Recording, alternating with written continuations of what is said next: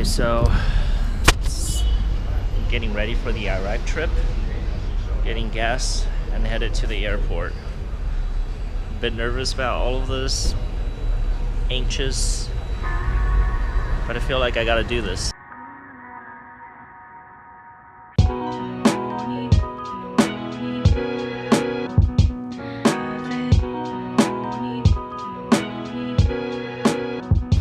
Alright, so I finally landed in Erbil's airport.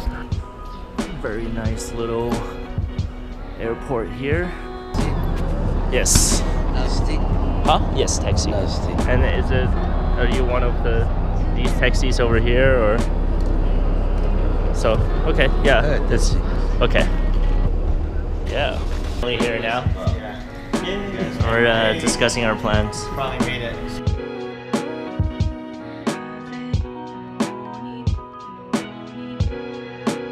We're gonna swap to time lapse here, and we'll start again when we get to the camp.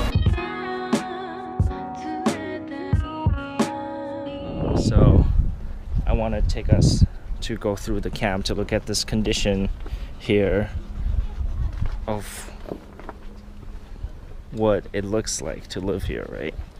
So this is an abandoned building here, and they are setting up a camp in this area. They have basic necessities like access to water, a roof on their head, and we're trying to figure out, is there anything additional that we could do to help the people around here. But yeah, so one of the things that I really want to do is, linguistic experts have said that children don't really develop ability to express their emotions until the age 12 or 13. They understand it, but they can't put it in words. So I have a lot of extra GoPros, and I'm going to give these kids GoPros to take pictures with, right? So they can't express it in language, so they do it through hitting, they do it through yelling, pushing, shoving, and being rebellious, sometimes crying, but they also do it through artistic expression, like drawing. So can we do that? We ask the kids, hey, take pictures of what sparks joy for you, that evokes sorrow, positive, negative emotions. You can see the world through their eyes. Yeah, so I was just saying, I could see why people are drawn to becoming ISIS members, because you come into a town like this, you're with the military guys that control the place. It reminds me of like Nazi Germany when the baker was in charge of a concentration camp and had the lives of thousands of people in his fingertips. And a lot of these people are coming from places where they're oppressed, right? That's how they start to turn, is because they're outsiders. Yeah. They have they feel powerless. It's like just like high school. The bullies, people that are bullied sometimes turn into bullies. In the ultimate way. Yeah. And that's kind of how ISIS recruit people into their ranks. It's very unfortunate.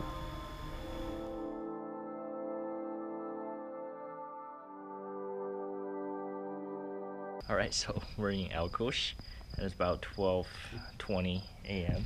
Yeah. And everyone's kind of falling asleep. Yeah. Steve's actually falling asleep with his phone in his hand, which is fucking hilarious because the phone's like...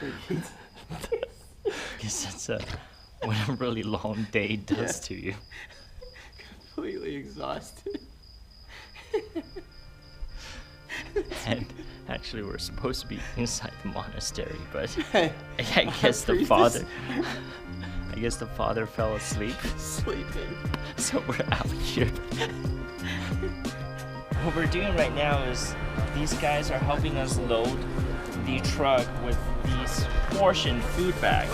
So these are food for the refugee families that will and poor families around this area that will last them for a whole month, right?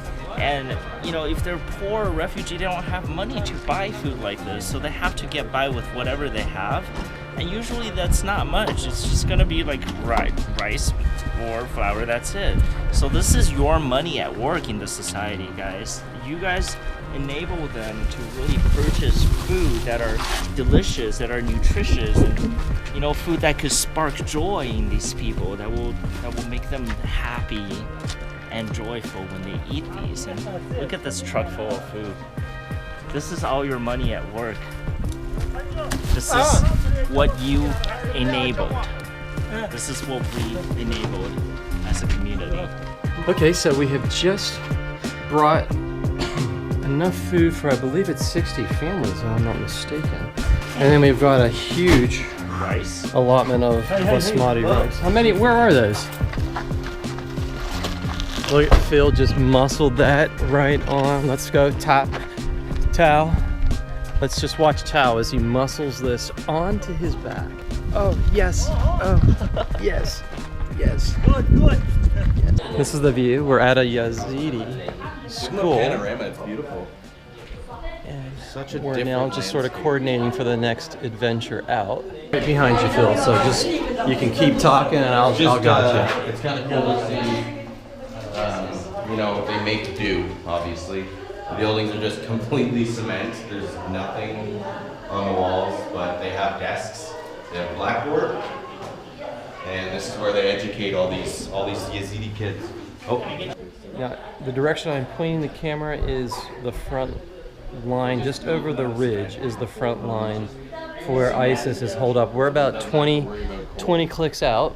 These are some of the Yazidi refugees that are currently in this town, and they were prosecuted by ISIS, and they had to run away from their hometown. The Christian community here in Al Kush is helping people of all faith to peacefully coexist in the surrounding area.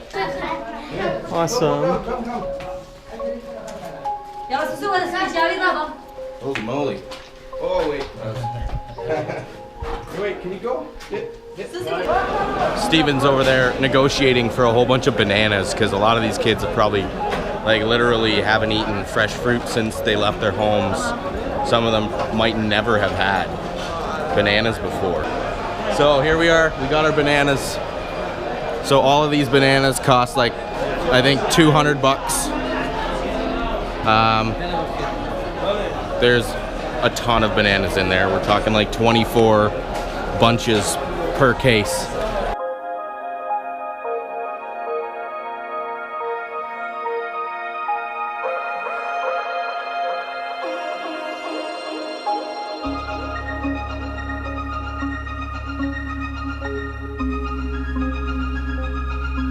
So we've arrived at one of the larger camps in Erbil. Here's some of the food we brought: chickens, eggs, and bananas.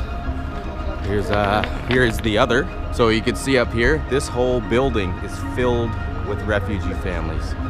We'll go inside. Some of the food we unloaded here. This is an anti-ISIS symbol that they drew on the wall here. But there's some of the families here coming in.